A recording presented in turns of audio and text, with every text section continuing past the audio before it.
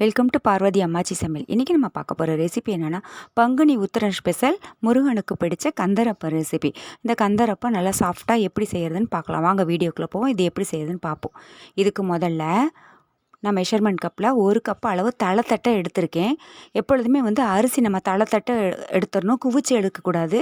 அதுக்கு மேலே எவ்வளோ உளுந்து நம்ம வைக்க முடியுமோ ஒரு கைப்பிடி அது மேலே கோபுரம் கணக்காக அந்த அளவு தான் அளவு அப்பத்துக்கு. அந்த மாதிரி அளந்து எடுத்துக்கோங்க. எடுத்துட்டு 2 டேபிள் ஸ்பூன் அளவுக்கு கடலைப்பருப்பு சேர்த்துக்கோங்க.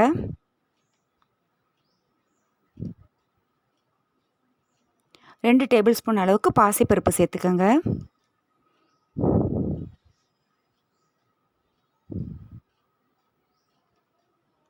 நல்லா கழுவிட்டு 2-3 தடவை நல்லா கழுவிடுங்க. கழுவிட்டு குறைஞ்சபட்சம் ஒரு 2 மணி நேரமாவது நல்லா ஊறட்டும்.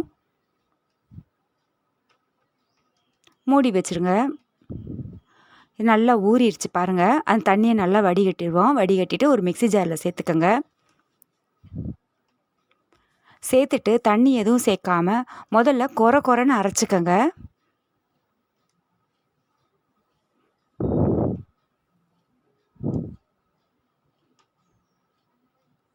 இந்த அளவுக்கு கொரன்னு அரைச்சிட்டு இதில் ஒரு 1/2 கப் அளவுக்கு தேங்காய் துருவல் சேர்த்துக்கோங்க. சேர்த்துட்டு 3 ஏலக்காய் சேர்த்துக்கோங்க. சேர்த்துட்டு நம்ம எந்த அளவு அரிசி எடுத்தோமோ அதே அளவு வெல்லம் சேர்த்துக்கோங்க. சேர்த்துட்டு நல்லா வலுவலுன்னு ஃபைன் பேஸ்ட்டாக அரைச்சிக்கோங்க. இந்த மாதிரி தண்ணி எதுவும் சேர்க்காதீங்க. ரொம்ப திக்காக இருக்குன்னா ஒரு 2 டேபிள் ஸ்பூன் அளவுக்கு மட்டும் தண்ணி சேர்த்துக்கோங்க.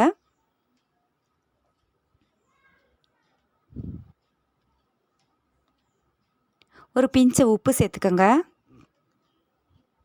இது ரொம்ப நல்லா சாஃப்டாக ரொம்ப நல்லாயிருக்கும். முருகனுக்கு பிடிச்ச அப்பம் ரெசிபி வேறு. இந்த பங்குனி உத்திரத்துக்கு கண்டிப்பாக வீட்டில் எல்லாருமே ட்ரை பண்ணி பாருங்கள். இந்த அளவுக்கு பேட்டர் இருக்கணும்.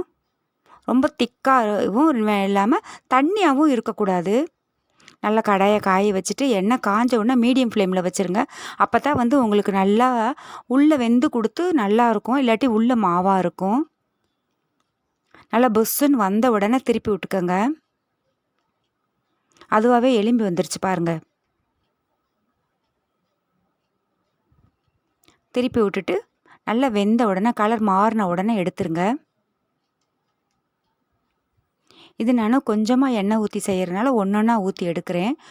நீங்கள் கொஞ்சம் அகல கடாயாக இருந்தால் 2 கூட 2-3 அவங்க கடாய்க்கு தகுந்தாப்பில் நீங்கள் ஊற்றி எடுக்கலாம். அடுத்தடுத்த பேட்சை ஒன்றா ஊற்ற ஆரம்பிச்சிருங்க. அருமையான முருகனுக்கு பிடிச்ச கந்தரப்பம் தயாராகிடுச்சு. கண்டிப்பாக வீட்டில் ட்ரை பண்ணி பாருங்கள். எவ்வளோ சாஃப்டாக எவ்வளோ மிருது தன்மையாக இருக்குது. இந்த வீடியோ உங்களுக்கு பிடிச்சிருக்குன்னா லைக் பண்ணுங்கள், ஷேர் பண்ணுங்கள், சப்ஸ்கிரைப் பண்ணுங்கள். மறக்காமல் பெல் ஐக்கானை கிளிக் பண்ணுங்கள். தேங்க்யூ.